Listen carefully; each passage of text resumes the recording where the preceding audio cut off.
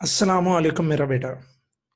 बच्चों, आज मैं जो करने जा रहा हूँ वो ये है कि हम लोग बायोलॉजी पढ़ेंगे क्लास 10th की। और उसका बिल्कुल फर्स्ट चैप्टर है, चैप्टर नंबर 10। और इस चैप्टर नंबर 10 का जो नेम है वो नेम है जी गैसियस एक्सचेंज। अच्छा, ये वाला चैप्टर टोटल 5 लेक्चर्स में मैं आप लोगों का कंप्लीट करवा दूंगा। तो आज इंशाल्लाह हम लेक्चर 1 से स्टार्ट ले रहे हैं इसका। ठीक बेटा, हर चैप्टर का याद रखें, इंट्रोडक्शन बहुत इंपॉर्टेंट होता है। जब मैं स्टूडेंट था तो मैं चैप्टर के अंदर अंदर वाली चीजें करके चला जाता था और पता लगता था कि लॉन्ग क्वेश्चन में इंट्रोडक्शन उठाकर दे दिया है एग्जामिनर ने। तो किसी भी चैप्टर के इंट्रोडक्शन को आप लोगों ने जो है वो इजी नहीं लेना और उसको चॉइस पर तो बिल्कुल भी नहीं छोड़ना। ठीक, तो अब इसके इंट्रोडक्शन में सबसे जो पहली डेफिनेशन आ रही है that is define respiration. Define respiration, तो ये फर्स्ट शॉर्ट क्वेश्चन आ गया कि डिफाइन रेस्पायरेशन।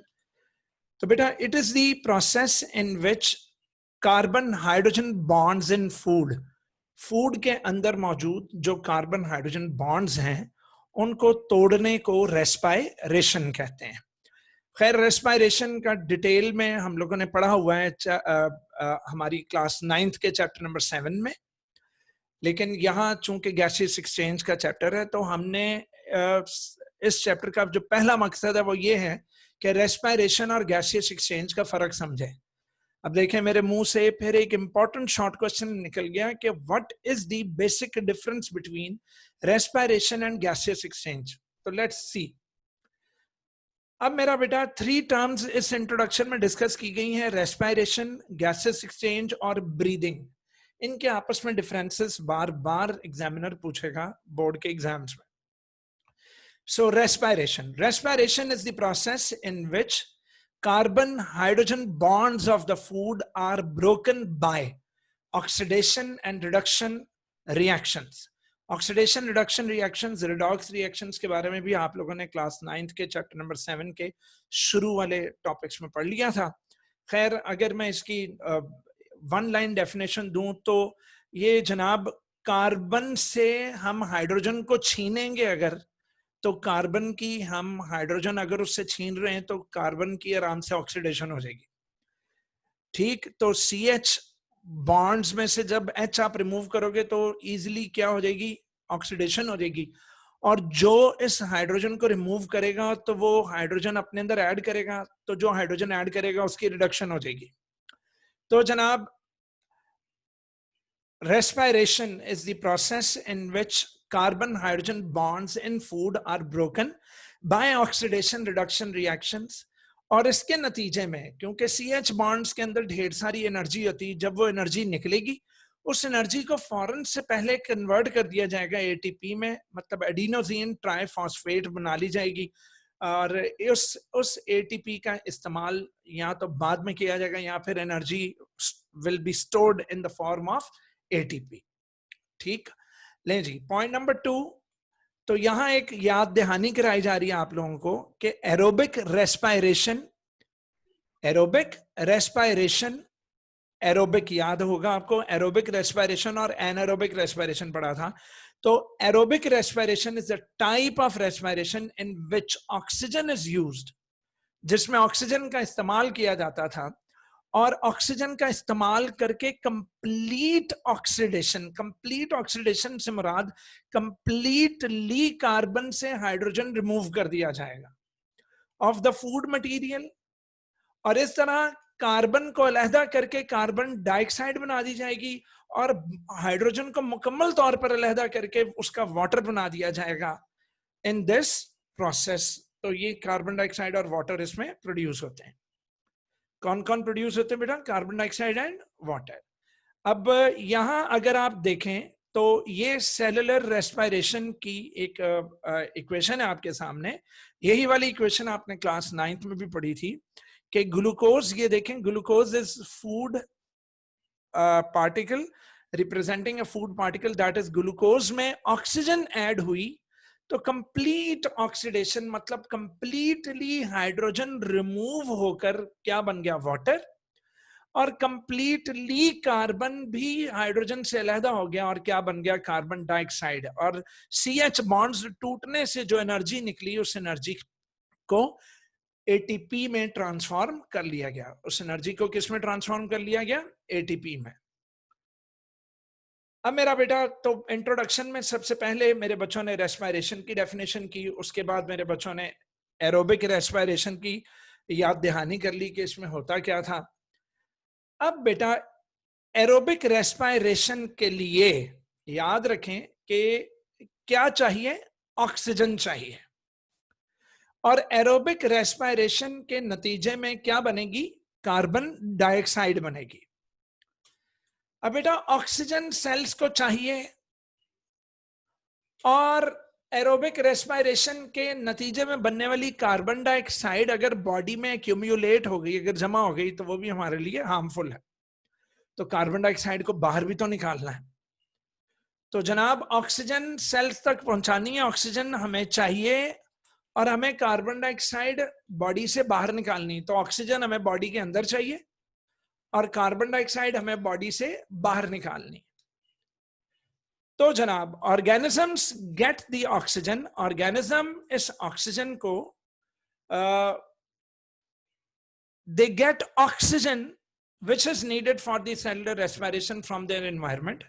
जाहिर सी बात है, हम सांस लेते हैं तो सांस के जरिए जो हवा अंदर लेकर जाएंगे, हमारी एनवायरनमेंट में वो ऑक्सीजन मौजूद है हवा की शक्ल में, तो हवा में ऑक्सीजन गैस हम हवा को इनहेल करते हैं, हम हवा को अपने अंदर लेकर जाते हैं और फिर उस ऑक्सीजन को ब्लड के अंदर पहुंचाया जाता है बेटा। फिर वहां से रेड ब्लड सेल्स या ब्लड उसको पकड़कर उसको ऑक्सीजन को, तो वो हमारे सेल्स तक ले जाता है ब्लड। उसके बाद ब्लड तमाम सेल से क्या लेकर आती, कार्बन डाइऑक्साइड, जो कि प्रोड्यूस होती है सेलुलर रेस्पिरेशन के दौरान।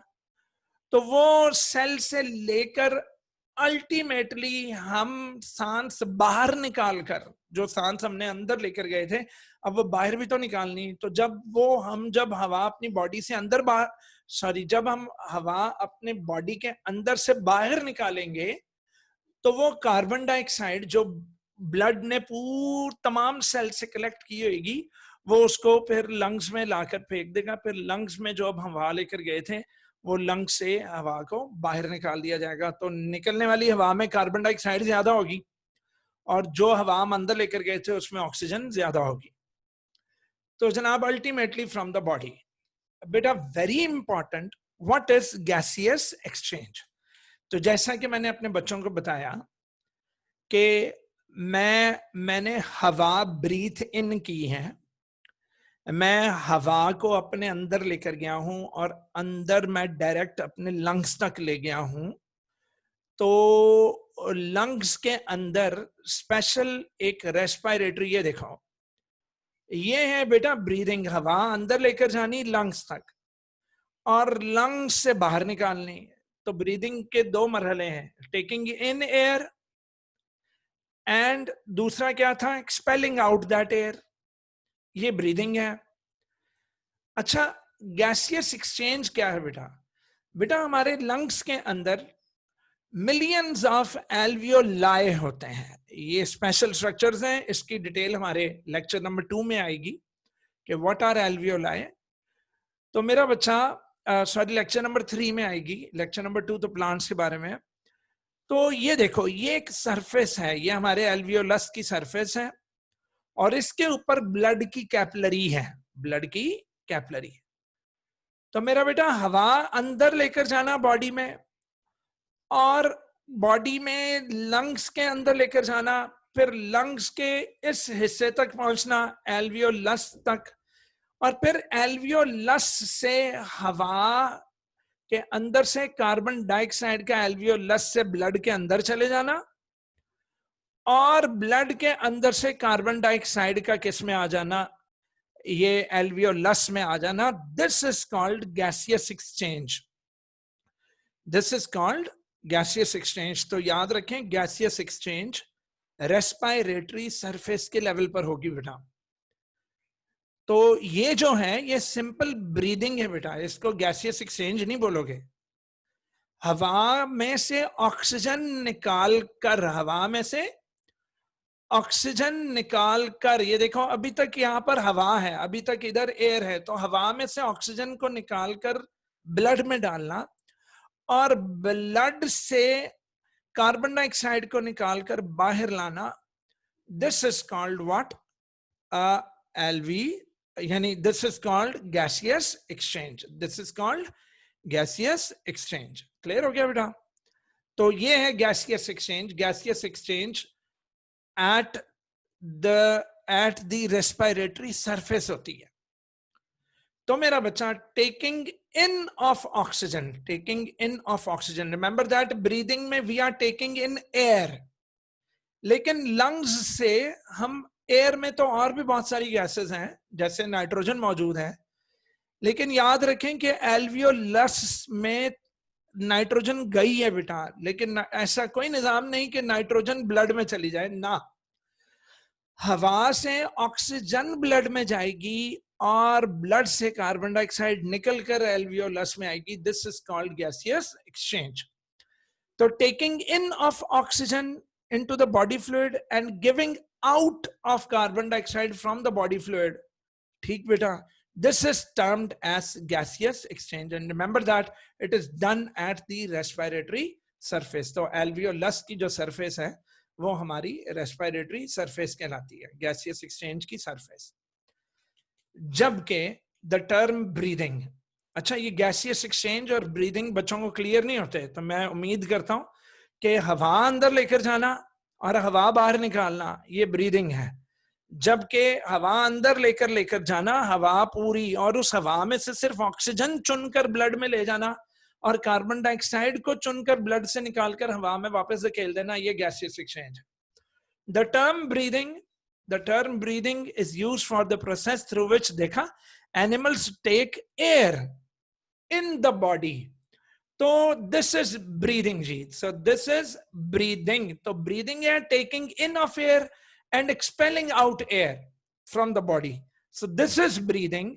जबकि this is gaseous exchange, that is absorbing oxygen into the blood from the respiratory surface and giving out carbon dioxide from the blood into the, that is through the respiratory surface, उस structure में भेजना जो कि हमारे lungs में alveolus कहलाता है। तो मेरा बच्चा, what is breathing? Breathing is the process through which animals take air in their bodies to get oxygen from it and then give out the air from getting rid of carbon dioxide, from getting rid of carbon dioxide। तो ये जनाब मैं आपको फिर बता रहा हूं कि ये वेरी इंपॉर्टेंट शॉर्ट क्वेश्चंस हैं कि what is the difference between respiration and gaseous exchange, what is the difference between cellular respiration and breathing, what is the difference between gaseous exchange and breathing। तो इन तमाम चीजों के लिए मेरे बच्चों को रेडी रहना पड़ेगा।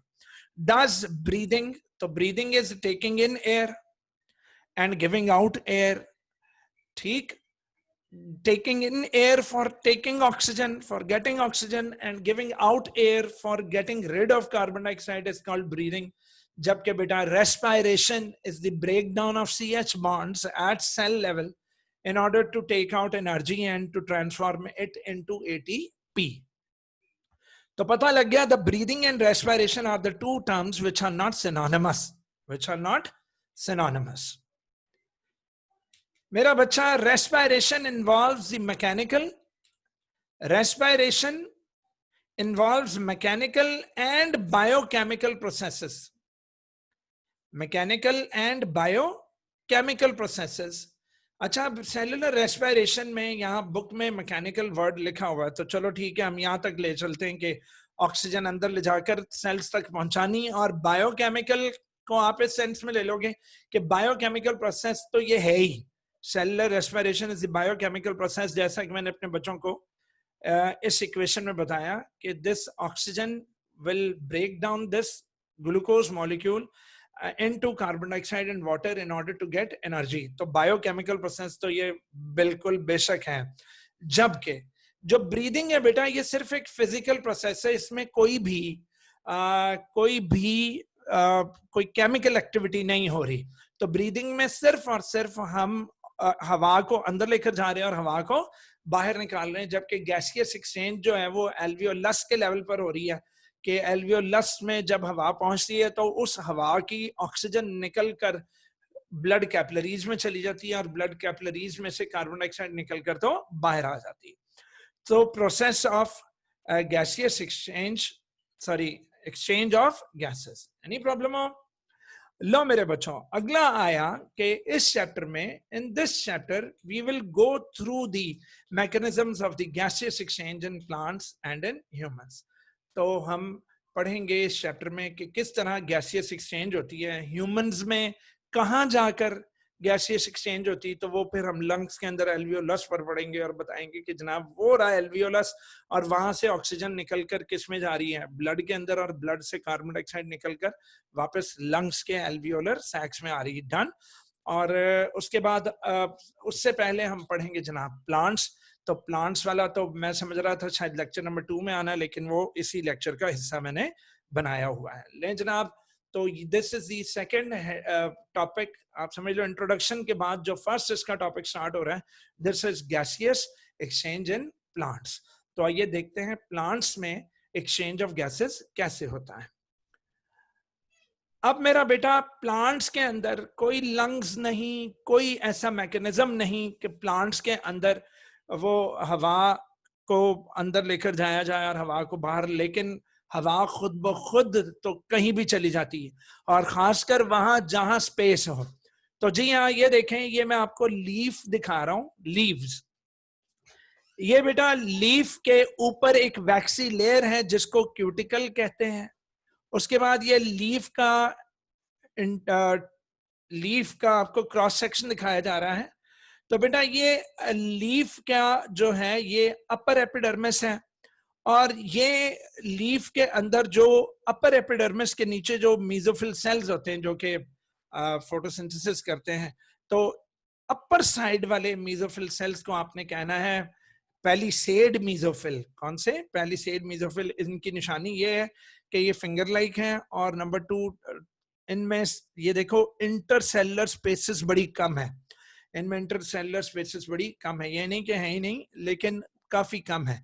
लेकिन जो नीचे वाले जो मेसोफिल सेल्स है ना, ये वाले जो मेसोफिल सेल्स हैं, इनको स्पॉन्जी मेसोफिल कहते हैं, क्योंकि इनके दरमियान ढेर सारी एयर स्पेस है बेटा। ये लाइट ग्रीन कलर की जो आप देख रहे हैं, this is air space between the spongy mesophyll cells. अब बेटा क्या होता है कि जो हवा है, हवा जब अंदर कार्बन डाइऑक्साइड, क्योंकि दिन चढ़ा हुआ है तो कार्बन डाइऑक्साइड यूज होनी फोटोसिंथेसिस में, दिन के वक्त तो कार्बन डाइऑक्साइड यूज होती है ना फोटोसिंथेसिस में, तो दिन के वक्त ये प्लांट्स जब कार्बन डाइऑक्साइड अपनी एयर स्पेसेस में पड़ी हुई कार्बन डाइऑक्साइड को यूज कर लेंगे, तो इस एयर स्पेस में बन जाएगी कार्बन डाइऑक्साइड की लेस कंसंट्रेशन डेवलप हो जाएगी।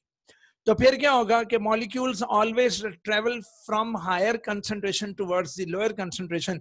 तो बाहर के हवा की कार्बन डाइऑक्साइड के मॉलिक्यूल्स खुद ब खुद स्पॉन्टेनियसली मूव करेंगे from the outside of the leaf to the inside of the leaf through these openings called stomata.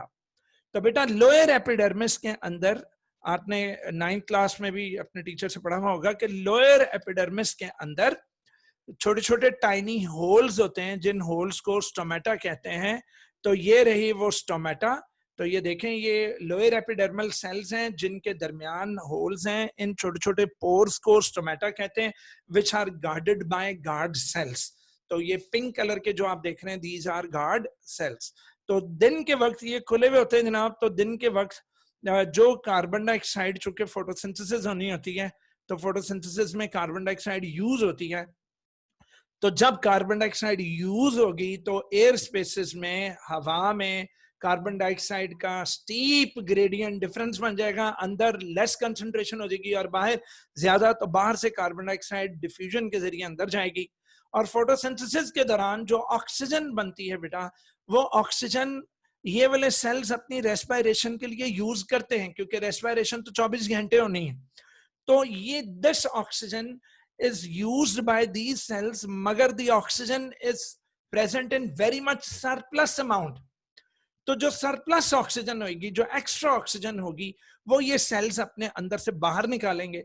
तो जब सेल्स बाहर निकालेंगे ऑक्सीजन, जब सेल्स ऑक्सीजन बाहर निकालेंगे, तो फिर एयर स्पेसेस में ऑक्सीजन की कंसंट्रेशन ज्यादा हो जाएगी। तो फिर from the higher concentration this oxygen will move out through the stomata, will move out through the stomata and will come out of the plant. तो याद रहे कि दिन के वक्त plants give out oxygen and take in carbon dioxide। और रही बात रेस्पिरेशन के दौरान भी तो कार्बन डाइऑक्साइड बन रही है, तो जी हाँ, फोटोसिंथेसिस के लिए उन्हें ढेरों ढेर कार्बन डाइऑक्साइड चाहिए होती है। तो जो रेस्पिरेशन के दौरान कार्बन डाइऑक्साइड बन रही होती है वो भी अंदर इस्तेमाल हो जाती है, जो एयर स्पेसेस में होती है वो भी, उसको भी कार्बन डाइऑक्साइड को अंदर ले जाते हैं, और बाहर से भी कार्बन डाइऑक्साइड को अंदर ले जाते हैं। और दिन के वक्त जो ऑक्सीजन फोटोसिंथेसिस बनाती है वो उसके मुकाबले में कहीं ज्यादा है जो ऑक्सीजन इन्हें रेस्पिरेशन के लिए चाहिए। तो बेटा ये फिर लीफ के सेल्स ऑक्सीजन सरप्लस जो हो जाती है उसको बाहर निकाल देते हैं। तो ये थी situation in in plants in the day time from the leaf. ठीक, अच्छा, अब आगे एक और मेरे पास लीफ की बड़ी अच्छी डायग्राम है। तो ये देखें, ये है वो स्टोमेटा। तो स्टोमेटा से ऑक्सीजन बाहर आ रही है, कार्बन डाइऑक्साइड अंदर जा रही है। ये देखें, ये नीचे वाले स्पॉन्जी मीजोफिल हैं, इनके अंदर काफी ज्यादा एयर स्पेसेस हैं, और ऊपर पैलिसेड मीजोफिल हैं, इनके दरमियान एयर स्पेसेस जरा कम है और ये फिंगर लाइक है। और अपर एपिडर्मिस है, फिर ऊपर क्यूटिकल है। तो कुछ जो लीव्स हैं उनके अपर साइड पर भी स्टोमेटा होते हैं। तो वो आएगा हमारे इंशाल्लाह अगले चैप्टर्स में। अच्छा जी, और मैं बताना चाहूंगा प्लांट्स के अंदर, हाँ भाई, अच्छा, ये जो बड़े बड़े दरख्त हैं या फिर जो मेच्योर रूट्स होते हैं बेटा, ये क्या करेंगे? तो सुन लें, बड़े बड़े दरख्तों के ऊपर बेटा छाल होती है, दैट इज बार्क। तो बार्क के अंदर पोर्स होते हैं, बार्क के अंदर पोर्स होते हैं। इन पोर्स को, बार्क के इन पोर्स को लेंटिसल्स बोलते हैं बेटा। क्या बोलते हैं मेरे बच्चे? लेंटिसल्स। ये देखें, ये बार्क है, एक दरख्त का तना दिखाया हुआ है, और इसके ऊपर छोटे छोटे ये पोर्स हैं जिन्हें क्या बोलते हैं? लेंटिसल्स। तो ये लेंटिसल्स अगर मैं देखूं तो ये देखें, ये बार्क है, बार्क उखड़ी हुई है। तो बार्क के उखड़ने से यहां से बेटा ऑक्सीजन डिफ्यूज होकर अंदर जाता रहता है, कार्बन डाइऑक्साइड बाहर आती रहती है। क्योंकि याद रहे कि स्टेम और रूट के जो सेल्स हैं वो फोटोसिंथेसिस नहीं करते, तो इनमें 24 घंटे ऑक्सीजन अंदर जानी है और कार्बन डाइऑक्साइड बाहर निकलनी है, इनमें 24 घंटे। डन? अच्छा जी, और उसके बाद रूट्स जो हैं वो रूट्स, अच्छा, अब स्टेम तो हवा में थी, तो रूट्स क्या करेंगे? तो रूट्स जनाब अपने इर्द गिर्द मौजूद सॉइल, अपने इर्द गिर्द मौजूद सॉइल इसलिए माली बाबा गोडी करके जाता है, और वो कहता है कि जब तक मट्टी सूखे ना दूसरा पानी ना लगाना। कुछ लोग सुबह दोपहर शाम पानी लगा लगा कर पौधों को मार देते हैं। तो याद रखें कि इतना पानी भी आपने नहीं डालना, क्योंकि ज्यादा पानी लगाने से सॉइल की ऑक्सीजन सारी चली जाएगी, और जब ऑक्सीजन सारी, क्योंकि जहां पानी जाएगा वहां से हवा मूव ऑन हो जाएगी। तो जब तक सॉइल सारे का सारा सॉइल सूख ना जाए आपने नया पानी अंदर नहीं डालना। तो खैर जनाब, ये सॉइल पार्टिकल्स में मौजूद एयर से डिफ्यूजन के जरिए ऑक्सीजन अंदर ले जाते हैं और कार्बन डाइऑक्साइड बाहर निकाल देते हैं। ठीक है, so let us read now. काफी ज्यादा मैंने आपकी बेस बना दी है, तो let's go. Plants have no organs or systems for the exchange of gases with the environment. जिस तरह हमारे अंदर रिब मसल्स हैं, डायफ्राम है, आगे चलकर पढ़ेंगे वो हमारी किस तरह मदद करते हैं इनहेलिंग और एक्सहेलिंग ऑफ द एयर में। तो प्लांट्स के पास ऐसा कोई मैकेनिज्म नहीं है। मेरा बच्चा, प्लांट की बॉडी के हर सेल को गैसियस एक्सचेंज खुद करनी है, और अल्लाह ने इन सेल्स के दरमियान ठीक ठाक एयर स्पेसेस रखी हुई होती बेटा, जिनमें हवा आती रहती है और ऑक्सीजन सेल्स लेते रहते हैं और क्या निकालते रहते हैं? कार्बन डाइऑक्साइड, डिफ्यूजन के असूल के जरिए। तो with the environment by its own, हर सेल को इन कांटेक्ट एयर के होना है, और फिर ऑन देयर ओन है बेचारे के हवा। बाकी अल्लाह ने वादा किया है भाई, हवा और पानी और रिज्क का, ये बेशक अल्लाह के काम है। ले जनाब, the leaves and the young stems have stomata in their epidermis. लो जी, तो लीव्स और यंग स्टेम्स के एपिडर्मिस में स्टोमेटा होते हैं। The gaseous exchange occurs through these stomata. इन स्टोमेटा से हवा अंदर और बाहर होती रहती है। वैसे इसको गैसियस एक्सचेंज तो नहीं, इसको हम वेंटिलेशन बोलेंगे कि हवा अंदर जाती है और हवा बाहर निकलती है। गैसियस एक्सचेंज तो सेल के लेवल पर होना है, क्योंकि मैंने आपको कहा था रेस्पिरेटरी सरफेस होनी चाहिए जहां से ऑक्सीजन एब्जॉर्ब कर ली जाए और कार्बन डाइऑक्साइड बाहर निकाली जाए। लेकिन क्या करें, अब बुक में लिखा हुआ। खैर, the inner cells of the leaves जिन्हें मीजोफिल सेल्स कहते हैं, अभी मैंने आपको डायग्राम में भी दिखाया था कि मीजोफिल सेल्स कहते हैं, ठीक है। तो मेरे बच्चों, जो इनर सेल्स हैं लीव्स के उन्हें मीजोफिल कहते हैं, ठीक है। और स्टेम्स के जो अंदर जो सेल्स हैं, मैंने आपको बताया कि स्टेम्स में और लीव्स के सेल्स के दरमियान एयर स्पेसेस होती हैं which help in the exchange of gases. तो एयर स्पेसेस होती हैं। जरा टाइम की किल्लत की वजह से मैं थोड़ा सा तेज चलूंगा, ठीक है बेटा। अच्छा जी, तो gaseous exchange on in leaf. लो बेटा, मैं आपको डायग्राम से समझा चुका हूं। अगर आपको जरूरत पड़े आप थोड़ा रिवर्स करके देख लीजिएगा। तो leaf cells face two situations. मैंने आपको बताया था कि लीफ के सेल्स दो सिचुएशन फेस करते हैं, एक सुबह की, एक रात की। अच्छा, रात को फोटोसिंथेसिस नहीं होती, उन्होंने सिर्फ रेस्पिरेशन करनी है, तो leaves will take in oxygen and give out carbon dioxide, respiration only. लेकिन दिन के वक्त रेस्पिरेशन के साथ साथ फोटोसिंथेसिस भी होनी है। अब रेस्पिरेशन के दौरान जो कार्बन डाइऑक्साइड बनती है वो सेल्स उसी वक्त एब्जॉर्ब कर लेंगे, क्योंकि उन्हें तो चाहिए, वो तो सेल के अंदर ही थी, तो कार्बन डाइऑक्साइड वो फौरन पकड़ लेंगे। लेकिन फोटोसिंथेसिस के दौरान उन्हें और भी ज्यादा कार्बन डाइऑक्साइड चाहिए होगी, जो कि लीव्स बाहर से आने वाली हवा से जो उनके अंदर आती है वहां से भी लेंगे, ठीक है। So during the day time, दिन के वक्त, when the mesophyll cells of the leaves are carrying out photosynthesis and respiration side by side, मैंने कहा ना दिन के वक्त उनमें ये दोनों चल रही होंगी। The oxygen produced in the photosynthesis is utilized in cellular respiration. तो दिन के वक्त जो ऑक्सीजन बनती है वो सेल इस्तेमाल करते हैं रेस्पिरेशन में, लेकिन ऑक्सीजन बहुत ज्यादा मिकदार में बनती है, बड़ी एक्स्ट्रा बच जाती है। तो इसी तरह similarly the carbon dioxide producing during the cellular respiration दिन के वक्त is utilised by the cells in photosynthesis. लेकिन स्टिल बेटा ऑक्सीजन सरप्लस बन रही है, जबकि कार्बन डाइऑक्साइड उन्हें ज्यादा से ज्यादा चाहिए होगी। Done. However, during the night when there is no photosynthesis occurring, तो जब रात के वक्त फोटोसिंथेसिस अकर नहीं कर रही होती, the leaf cells get oxygen from the environment and release carbon dioxide through the stomata. खैर, मैंने आपको डिटेल में पहले ही डायग्राम दिखाते वक्त मैंने आपको बता दिया था, ठीक है मेरा बच्चा। आगे चलते हैं जी। Gaseous exchange in woody stems and mature roots. तो पता लगा कि gaseous exchange in woody stem and mature roots, मैंने आपको कहा था कि इनके ऊपर बार्क होती है और बार्क के ऊपर छोटे छोटे पोर्स होते हैं जिन्हें क्या बोलते हैं, लेंटिसिल्स। In woody stems and mature roots, the entire surface is covered by a bark, and ऐसी bark which is impervious. बेटा impervious का मतलब which don't allow gases or water to pass through.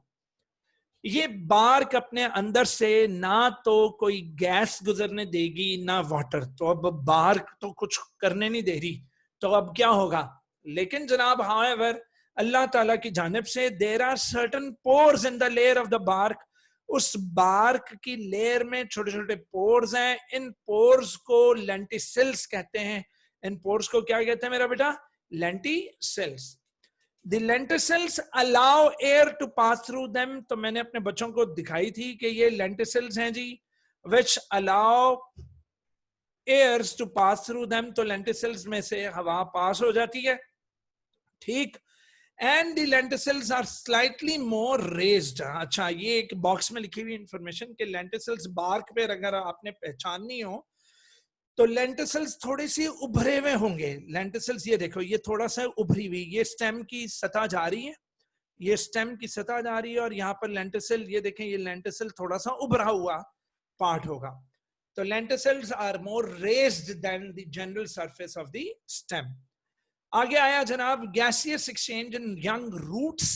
तो रूट्स का मैंने आपको बताया कि वो सिंपली यंग रूट्स बेटा वो बड़ी पतली सी होती हैं और यंग रूट्स के ऊपर बार्क नहीं होती, तो वो सिंपली डिफ्यूजन के जरिए ही इर्द गिर्द के सॉइल पार्टिकल्स में ट्रैप्ड एयर से ले लेंगे। तो gases diffuse in and out of the general surface of the young roots. Got it? General surface से, तो रूट्स अपनी सरफेस से ऑक्सीजन अंदर ले लेंगे, कार्बन डाइऑक्साइड बाहर निकाल देंगे। उससे अगला आया the gases are found in the soil.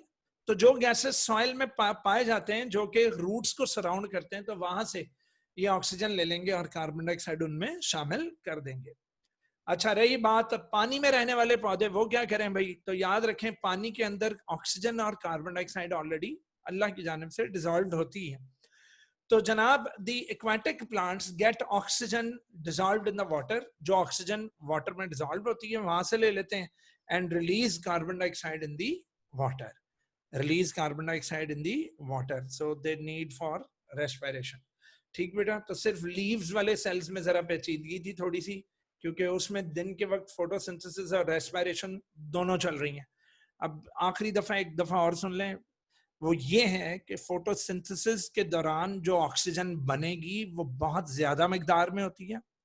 At the same time respiration भी चल रही है, तो थोड़ी सी ऑक्सीजन रेस्पिरेशन में इस्तेमाल करके बाकी की ऑक्सीजन को लीफ के सेल्स बाहर निकाल देते हैं। जबकि रेस्पिरेशन के नतीजे में बनने वाली कार्बन डाइऑक्साइड उसको फोटोसिंथेसिस में इस्तेमाल कर लिया जाता है, लेकिन चूंकि वो कार्बन डाइऑक्साइड बहुत कम पड़ती है उन्हें, लिहाजा दिन के वक्त पौधे जो हैं वो बाहर से कार्बन डाइऑक्साइड भी अपने अंदर लेकर जाते हैं। सेल्स कार्बन डाइऑक्साइड को एब्जॉर्ब करते हैं, कार्बन डाइऑक्साइड को दिन के वक्त। लेकिन रात के वक्त देयर इज नो फोटोसिंथेसिस, और जब फोटोसिंथेसिस नहीं हो रही होती है रात के वक्त, तो वो हम इंसानों की तरह plants will take in oxygen and give out carbon dioxide, leaves में भी। जबकि बेटा स्टेम्स में फोटोसिंथेसिस नहीं हो रही, खासकर जिनके ऊपर बार्क हैं, वो तो हमारी ही तरह ऑक्सीजन अंदर लेंगे और कार्बन डाइऑक्साइड बाहर निकालेंगे। और रूट्स में भी फोटोसिंथेसिस नहीं होती, वो भी हमारी तरह ऑक्सीजन अंदर लेंगे और कार्बन डाइऑक्साइड बाहर निकालेंगे। ले बेटा, लेक्चर नंबर 1 में इतना ही था, तो इंशाल्लाह लेक्चर नंबर 2 देखना ना भूलिए। अगले यानी अगला इंशाल्लाह लेक्चर नंबर 2 है मेरा, और उसका हम इंसान डिस्कस करेंगे कि इंसान में गैसेस एक्सचेंज कैसे होती है। ठीक है जी? चलें जी, थैंक यू सो मच। जीते रहिए, खुश रहिए, और अल्लाह करीम की ताकत मेरे बच्चों के साथ हो। सलामत रहो सब लोग।